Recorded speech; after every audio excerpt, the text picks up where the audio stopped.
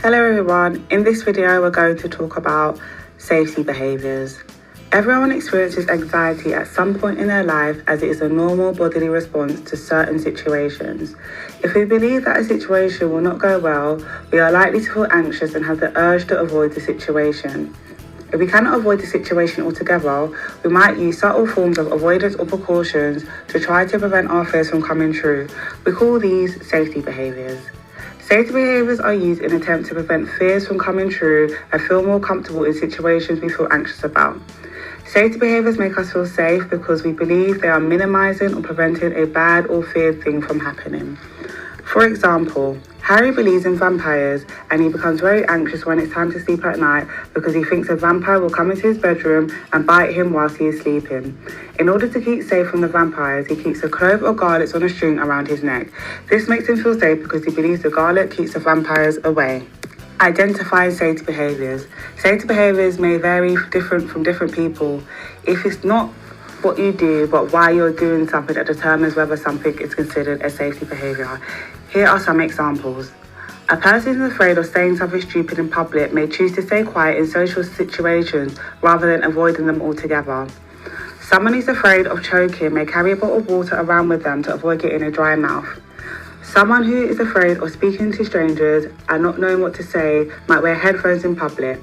Some of these behaviours people might engage in without anxiety. For example, someone might wear headphones on public transport to listen to music for enjoyment rather than because they are anxious about speaking to people.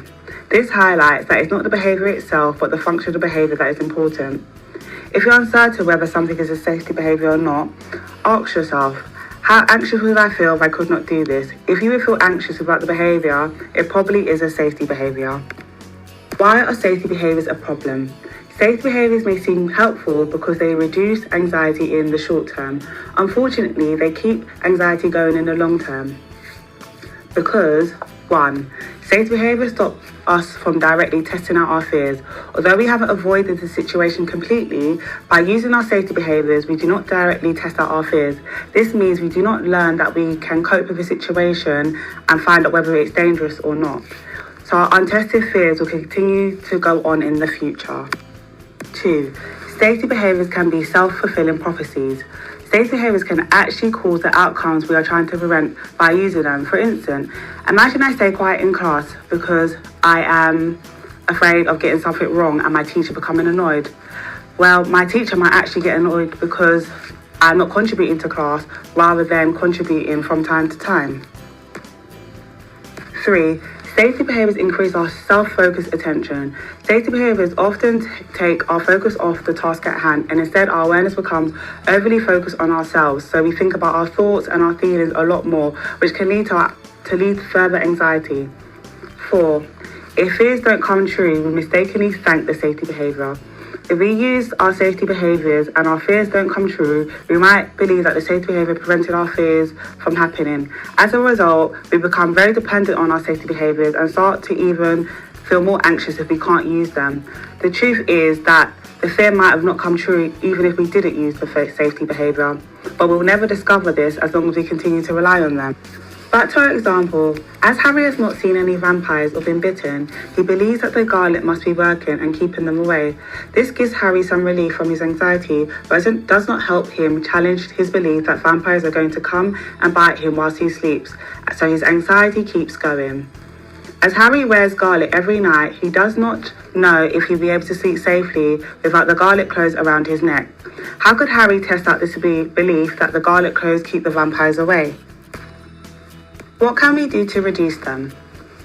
If anxiety stays high after repeatedly confronting a situation, you are likely using a safety behaviour that are preventing you from directly testing out your fears. It's important to recognise safety behaviours so you can plan to stop using them in anxiety-provoking situations. The best way to test out our fears without using safety behaviours is to gradually expose ourselves to the situation we feel anxious about. We can try and confront anxiety-provoking situations whilst gradually dropping out our safety behaviours.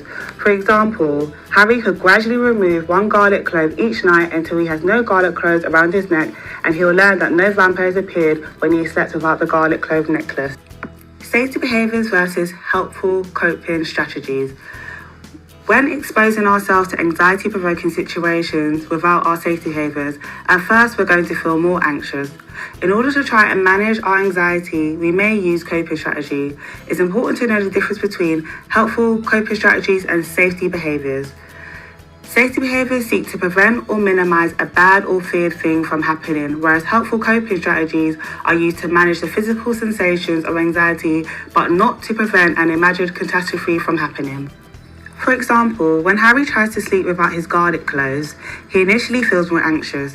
To manage his physical sensations of anxiety and stay calm enough to sleep, Harry uses a deep breathing exercise.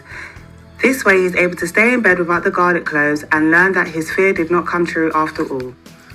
In the next video on relaxation strategies, you can learn some breathing techniques that might help you feel less anxious while you're trying to test out your fears without using safety behaviours.